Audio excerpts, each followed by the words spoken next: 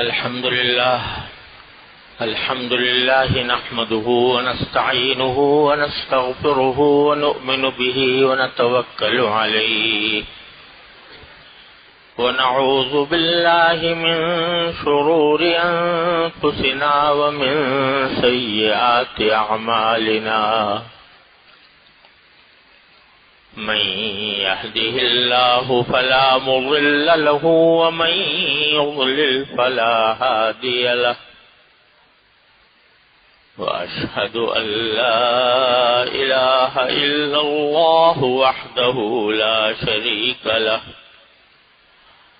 وأشهد أن سيدنا وسندنا ونبينا ومولانا محمدا عبده ورسوله صلى الله تعالى عليه وعلى آله وأصحابه وبارك وسلم تسليما كثيرا. أما بعد فأعوذ بالله من الشيطان الرجيم.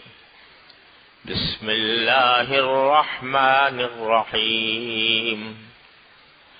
قل إن صلاتي ونسكي ومحياي ومماتي لله رب العالمين. آمنت بالله صدق الله مولانا العظيم وصدق رسوله النبي الكريم ونحن على ذلك من الشاهدين والشاكرين والحمد لله رب العالمین. بزرگان محترم اور برادران عزیز، السلام علیکم ورحمۃ اللہ تعالی وبرکاتہ.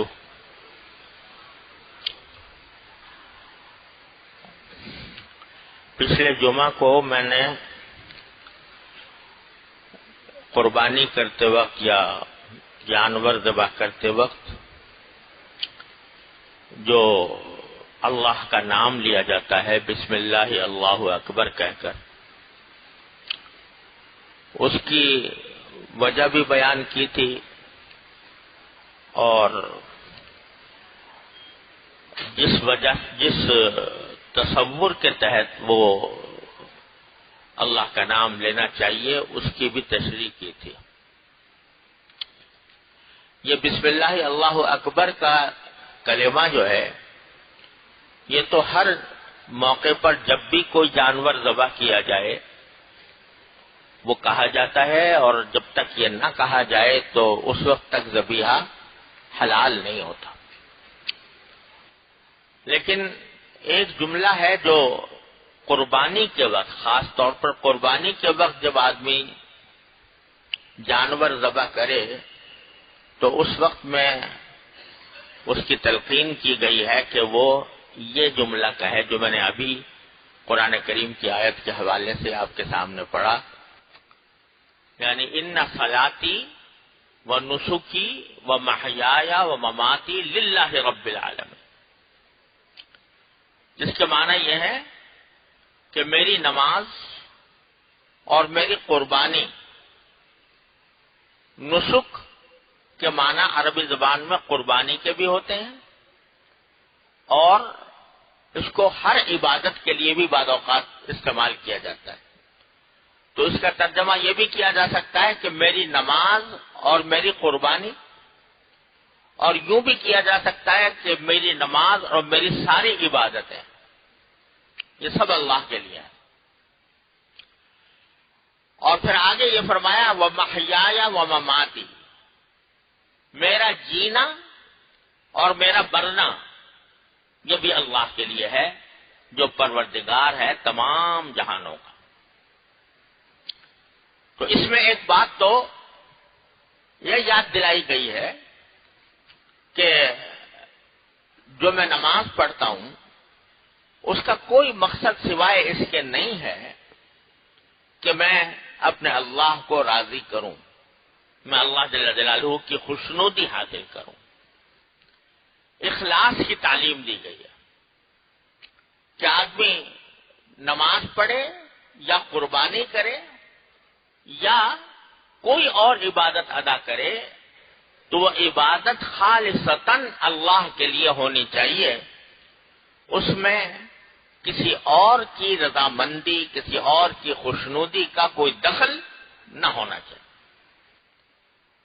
اگر کوئی آدمی نماز پڑھ رہا ہے دکھاوے کے لیے العیاذ باللہ، یا قربانی کر رہا ہے دکھاوے کے لیے، کبھی سب دیکھیں گے کہ میں نے اتنے سارے جانور قربان کیے اور لوگ کہیں گے کہ یہ بڑا عبادت گزار ہے، یا اس نے بڑی جوش و خروش کے ساتھ اور بڑے محبت کے ساتھ قربانی کی ہے۔ لوگوں کو خوش کرنے کا خیال اگر ہو، اللہ بچائے، تو یہ ریاکاری ہے، یہ نام و نمود ہے، یہ شہرت طلبی ہے، لوگوں کی نگاہوں میں اچھا بننے کا مقصد ہے، تو پھر یہ اللہ کے لیے نہ رہی۔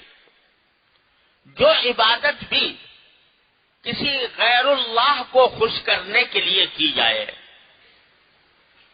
تو وہ عبادت نہیں ہے، بلکہ اللہ بچائے، ایک حدیث میں رسول کریم صلی اللہ علیہ وسلم کا یہ ارشاد مروی ہے کہ من صلی یرائی فقد اشرک باللہ، جو شخص نماز پڑھے ریاکاری کی خاطر، دکھاوے کی خاطر، تو اس نے اللہ کے ساتھ مخلوق کو شریک کر لیا۔ یہ شرک کے جیسی چیز ہے، اللہ بچائے، ریاکاری جو ہے۔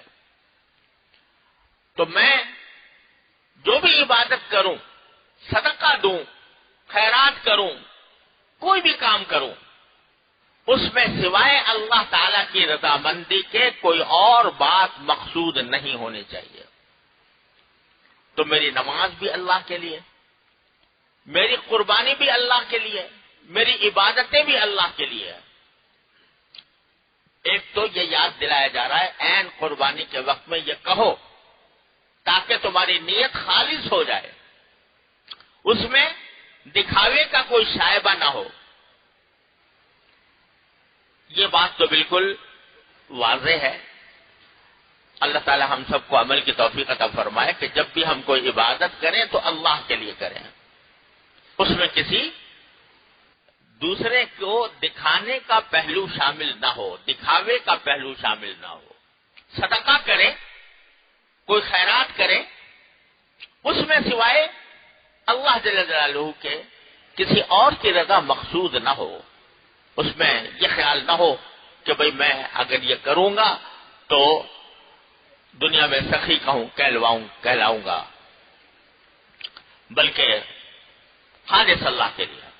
یہاں تک کہ ایک حدیث میں رسول اللہ صلی اللہ علیہ وسلم نے اس شخص کی بڑی فضیلت بیان فرمائی کہ جو اس طرح صدقہ کرے کہ اس کے بائیں ہاتھ کو بھی پتہ نہ چلے کہ دائیں ہاتھ نے کیا دیا، خفیہ طریقے سے کسی کو دکھائے بغیر چپکے سے کسی کو دے دے، اور اس کے بائیں ہاتھ کو بھی پتہ نہ چلے کہ دائیں ہاتھ نے کیا دیا، اس کی بڑی فضیلت۔ لہذا یہ عبادتوں کے اندر تو یہ معاملہ بالکل واضح ہے، ہر مسلمان جانتا ہے کہ عبادت اللہ ہی کے لیے ہونی چاہیے۔ البتہ کبھی کبھی شیطان بہکا دیتا ہے یا انسان کا نفس بہکا دیتا ہے، اور وہ ایک اچھے کام میں اور عبادت میں وہ کوئی ایسی کھنڈر ڈال دیتا ہے کہ اس میں انسان کی نیت خراب ہو جاتی۔ اس کی ایک میں مثال دیتا ہوں کہ جیسے لوگ شادی بیاہ کے موقع پر یا کسی تقریب کے موقع پر وہ تقریب کرنے والے کو کچھ ہدیہ دیتے ہیں۔ ہدیہ دینا یہ بڑی فضیلت کی چیز ہے، اور ایک مسلمان دوسرے مسلمان کو محبت کے ساتھ کوئی ہدیہ پیش کرے تو اس کی بڑی فضیلت ہے، اور اس کا بھی بڑا اجر و ثواب ہے۔ صدقے کا تو ہے ہی ثواب، لیکن ایک مسلمان صرف محبت کی خاطر دوسرے کو ہدیہ پیش کر رہا ہے بھائی تم میرے مسلمان بھائی ہو، میں تمہیں ہدیہ بھیج دی، تم میرے رشتے دار ہو، رشتے داری کی وجہ سے میں دے رہا ہوں، صلہ رحمی ہے، بڑی زبردست فضیلت ہے صلہ رحمی کی۔ تو آدمی اگر اس نظر سے ہدیہ دے کہ یہ میں محبت سے دے رہا ہوں، اور اس محبت سے دینے کا مقصد یہ ہے کہ اللہ راضی ہو کہ میں نے اپنے ایک مسلمان بھائی کو یا اپنے کسی رشتے دار کو کوئی ہدیہ پیش کیا، اس کی بڑی فضیلت ہے۔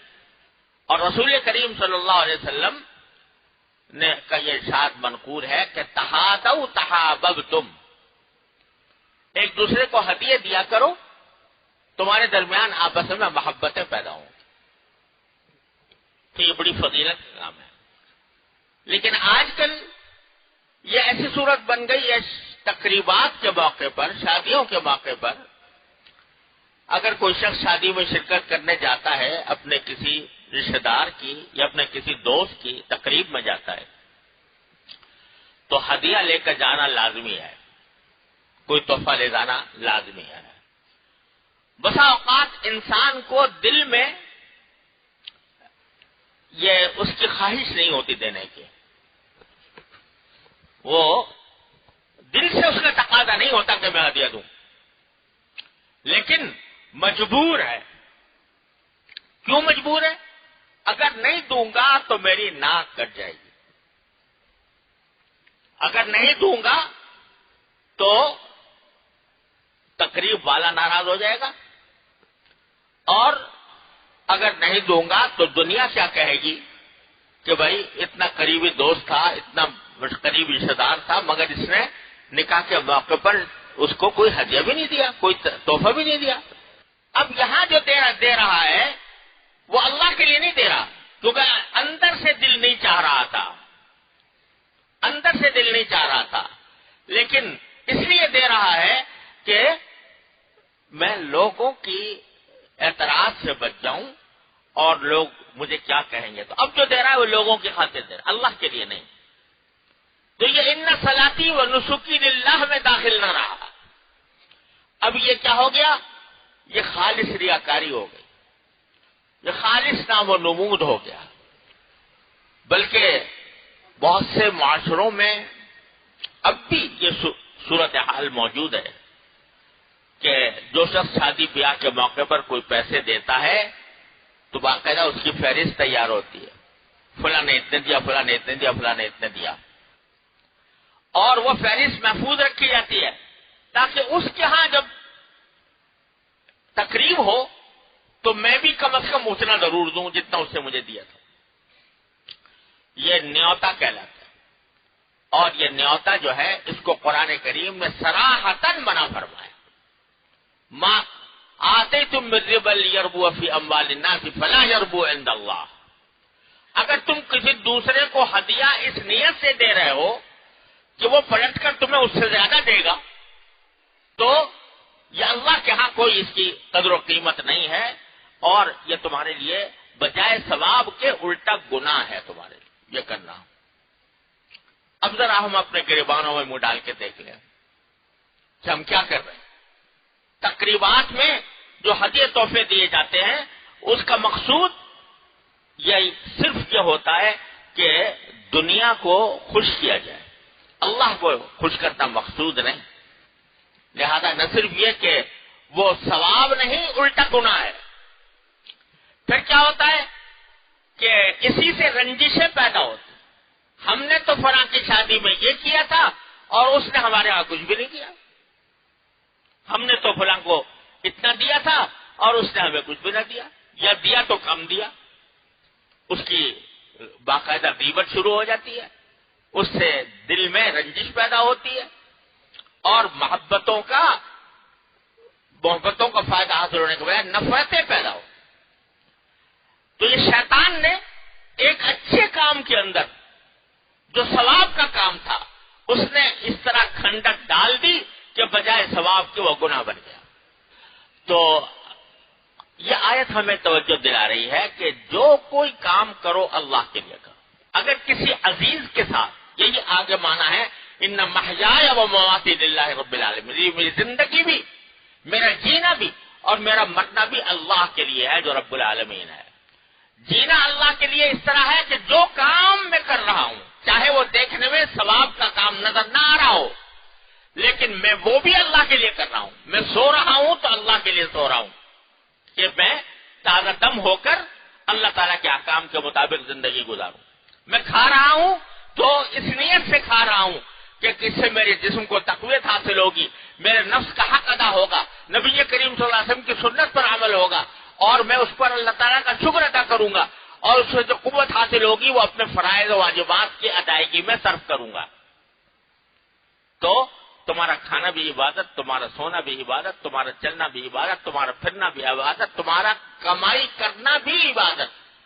حلال طریقے سے کمائی کرو اور صحیح نیت کے ساتھ کرو, سنت کے مطابق اور شریعت کے مطابق کرو تو یہ بھی تمہارے لیے بات. محیا للہ, میری زندگی بھی اللہ کے لیے, ساری زندگی صبح سے لے کر شام تک کی ساری زندگی اللہ کے لیے. اور تو یہ بھی چیز جو ہے مد نظر رکھنے کی ضرورت ہے. اللہ تعالی ہم سب کے دلوں میں بٹھا دے یہ بات. اب اگر جو کام تم دوسرے کے ساتھ کر رہے ہو, کوئی احسان کا کام کر رہے ہو, تو اس احسان کا کام بھی اللہ کے لیے کرو. اللہ کے لیے کرنے کا ایک بہترین مراقبہ اللہ تعالیٰ نے سورہ دہر میں بیان فرمایا کہ جب اللہ کے نیک بندے کسی کو کھانا کھلاتے ہیں تو کیا کہتے ہیں, انما نطعمکم لوجہ اللہ لا نرید منکم جزاء ولا شکورا. ہم جو تمہیں کھانا کھلا رہے ہیں وہ صرف اللہ کی خاطر کھلا رہے ہیں, اللہ تعالیٰ کی رضامندی کے لیے, خوشنودی کے لیے کھلا رہے ہیں. ہمیں تمہاری طرف سے نہ کوئی بدلہ چاہیے ولا شکورا, یہاں تک کہ تمہاری طرف سے شکریہ بھی نہیں چاہیے. اب ہمارے دلوں میں بسا اوقات یہ خیال پیدا ہو جاتا ہے, اللہ تعالیٰ معاف کرے, ہمارے دلوں میں خیال پیدا ہوتا ہے ہم نے تو فلاں کے ساتھ یہ سلوک کیا تھا اور اس نے ہمارا جواب میں شکریہ کا لفظ بھی نہیں کہا, کوئی شکریہ بھی ادا نہیں کیا. تو اللہ بچائے, یہ کیا ہوا کہ اس کے معنی یہ کہ جو تم نے دیا تھا وہ اس لیے دیا تھا تاکہ دوسرا تمہارا شکریہ ادا کرے. ٹھیک ہے, اس کو چاہیے کہ شکریہ ادا کرے, یہ اس کا فرض ہے. حدیث میں ہے کہ جو انسانوں کا شکریہ ادا نہیں کرتا اللہ کا بھی شکریہ ادا نہیں کرتا. بندوں کا شکریہ ادا کرنا چاہیے اگر وہ کوئی تمہارے ساتھ اچھا کام کر رہے ہیں, لیکن اگر اس نے نہیں کیا تو اس کا فعل ہے اپنا, تمہیں اس کا انتظار نہیں ہونا چاہیے, تمہیں اس کا انتظار نہیں ہونا چاہیے. اور اگر وہ شکریہ ادا نہیں کر رہا تو اس پر کوئی برا ماننے کی بات نہیں. کیوں؟ اس لیے کہ تم نے تو اللہ کے لیے کیا. اور اسی لیے حدیث میں رسول کریم صلی اللہ علیہ وسلم نے فرمایا کہ صلہ رحمی کرنے والا وہ نہیں ہے جو صلہ رحمی کا بدلہ صلہ رحمی سے دے. وہ صلہ رحمی کوئی نہیں, اس نے بھی تمہارے ساتھ صلہ رحمی کی تھی, تم نے بھی کر دی, بدلہ ہو گیا. لیکن اصل صلہ رحمی کرنے والا وہ ہے کہ دوسرا تو قطع رحمی کر رہا ہے, یعنی تمہارے رشتہ داری کا حق ادا نہیں کر رہا اور تم اس کے جواب میں صلہ رحمی کر رہے ہو. وہ تو تمہارے ساتھ برا سلوک کر رہا ہے اور قطع رحمی کا ارتکاب کر رہا ہے اور تم اس کے ساتھ اچھا سلوک کرو. یہ ہے در حقیقت صلہ رحمی. یہ حدیث میں رسول کریم صلی اللہ علیہ وسلم نے واضح فرمایا. یہ کیوں؟ اس لیے کہ صلہ رحمی تم نے اس لیے نہیں کی تھی کہ دوسرا اس کا جواب دے. صلہ رحمی اس لیے نہیں کی تھی کہ دوسرا شکریہ ادا کرے, بلکہ صلہ رحمی اس لیے کی تھی کہ میرا اللہ راضی ہو جائے. وہ مقصد حاصل ہو گیا تمہارا, تم نے کر دیا, اللہ راضی ہو گیا. اگر دوسرا شکریہ ادا نہیں کرتا تو کچھ پرواہ کی بات نہیں, دوسرا بدلہ نہیں دیتا کوئی پرواہ کی بات نہیں, اس واسطے کہ تم نے جو کچھ کیا تھا وہ اللہ کے لیے کیا تھا. اس کا بدلہ انشاءاللہ وہاں جا کے ملے گا, اور ایسا ملے گا کہ دنیا کے شکریہ اور دنیا کے بدلے اس کے آگے ہیچ در ہیچ ہے, ان کی کوئی حقیقت نہیں جو بدلہ وہاں پر ملنے والا ہے. تو یہ حقیقت ہے جو ہم سے کہلوائی جا رہی ہے قربانی کے وقت میں, ان صلاتی و نسکی و محیایا و مماتی للہ رب العالمین, میرا جو کچھ ہے اللہ کے لیے ہے. اور یہ وہ نسخہ کیمیا ہے, کیمیا کا نسخہ جو مٹی کو سونا بنانے والا, کہ ہر کام بندے کا جو دنیا میں کر رہا ہے وہ، چاہے وہ کھانا ہو، چاہے پینا ہو، کمانا ہو، کسی کے ساتھ کوئی اچھا برتاؤ ہو، یہ سب کا سب چیزیں عبادت بن جاتی ہیں اور اللہ تعالیٰ کے ہاں اجر و ثواب کی مستحق ٹھہرتی ہیں۔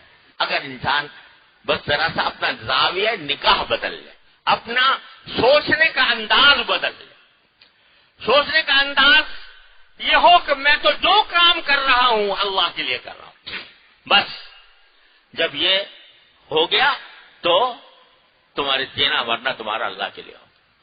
اور ہمارے حضرت شیخ عارفی قدس اللہ تعالیٰ سرہ ہمیں یہ تعلیم دیا کرتے تھے، اور بڑی کام کی تعلیم ہے کہ جب صبح کو اٹھو، فجر کی نماز ادا کرو، دعا کرتے ہی ہیں سب نماز کے بعد، تو اس دعا کے اندر یہ جملہ کہہ لیا کرو، یا اللہ ان صلاتی و نسکی و محیای و مماتی للہ رب العالمین، کیا کہہ لیا کرو کہ اللہ آج سارے دن جو کام کروں گا وہ اللہ آپ کے لیے ہوگا، جو کام کروں گا آپ کے لیے ہوگا، اور کھاؤں گا تو آپ کے لیے کھاؤں گا، کماؤں گا تو آپ کے لیے کماؤں گا، اپنے بیوی بچوں سے اگر بات کروں گا، ہنسوں گا، بولوں گا، وہ بھی آپ کے لیے کروں گا، کیونکہ آپ نے اس کا حکم دیا ہے مجھے کہ ان کے ساتھ اسے سلوک کیا جائے۔ رشتہ داروں سے ملوں گا تو آپ کے لیے ملوں گا، کیونکہ آپ رشتہ داروں کے ساتھ حسن سلوک کا حکم دیا ہے۔ اپنے دوستوں سے ملوں گا، ان کے ساتھ اگر کوئی خوشطبعی بھی کروں گا، کوئی ہنسی مذاق کی جائز بات بھی کروں گا تو آپ کے لیے کروں گا، کیونکہ آپ کے نبی کریم صلی اللہ علیہ وسلم بھی اپنے صحابہ کے ساتھ خوشطبعی کی باتیں کیا کرتے تھے۔ تو صبح سے لے کر شام تک جو کام کروں گا اللہ آپ کے لیے کروں گا، یہ جملہ کہہ کر تصور کر لو، اور پھر اس پر مدد بھی اللہ ہی سے مانگ لو، یا اللہ میں نے ارادہ تو کر لیا اور اپنی طرف سے یہ عزم کر لیا کہ میں جو کام کروں گا آپ کے لیے کروں گا، لیکن میں خود سے میں کمزور آدمی ہوں، میں خود سے یہ کام نہیں کر سکتا، تو اللہ مجھے اس ارادے پر اور اس عزم پر ثابت قدمی بھی آپ ہی عطا فرمائی۔ اور رسول کریم صلی اللہ علیہ وسلم کی یہ دعا ہے، اگر کسی کو یاد ہو وہ پڑھ لیا کرے، نہ یاد ہو تو یاد کر لے، اور نہ کر سکے تو کم از کم اس کا جو مفہوم ہے وہ اللہ تعالیٰ کے سامنے پیش کر دے۔ کیا حضور فرماتے ہیں صلی اللہ علیہ وسلم کہ ان قلوبنا و نواسینا و جوارحنا بیدک لم تملکنا منها شیئا فاذا فعلت ذلك بنا فكن انت ولينا واهدنا الى سواء السبيل۔ یہ مناجات محبوب میں بھی لکھی ہوئی دعا۔ کیا کہہ رہے ہیں رسول کریم صلی اللہ علیہ وسلم؟ اے اللہ، دعا کرتے فرما رہے ہیں، اے اللہ ان نواسینا، ہماری پیشانیاں، و جوارحنا، یہ ہمارے ہاتھ پاؤں، ہمارے اعضاء، نواسینا و جوارحنا بیدک، اللہ یہ سب آپ کے قبضے قدرت میں ہے۔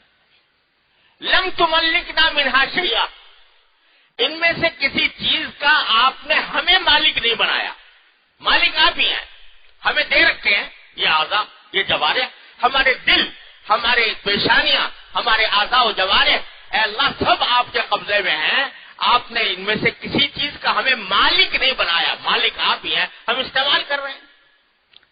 جب یہ بات ہے فَإِذَا فَعَلْتَ ذَلِكَ بِنَا، جب آپ نے یہ بات کی ہے تو فَكُنْ أَنْتَ وَلِيَّنَا، تو اللہ آپ ہی ہمارے کارساز بن جائیے، یعنی ہم اپنے دلوں کو، اپنی پیشانیوں کو، اپنے اعضاء و جوارح کو جو بھی استعمال کریں وہ آپ کی قدرت سے ہم آپ ہی کے لیے استعمال کریں۔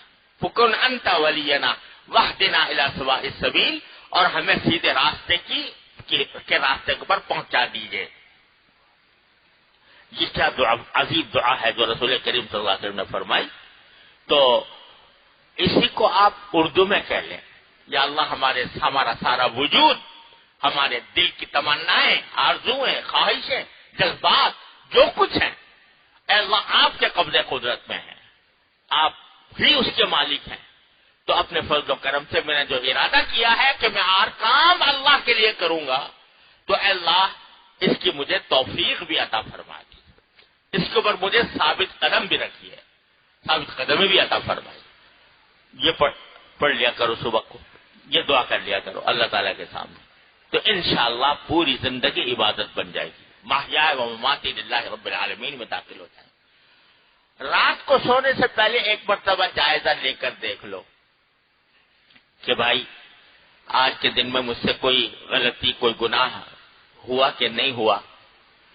اگر نہیں ہوا الحمدللہ، یا اللہ آپ کا فضل و کرم ہے کہ میں آپ کی حفاظت میں رہا اور مجھ سے کوئی غلطی سرزد نہیں ہوئی.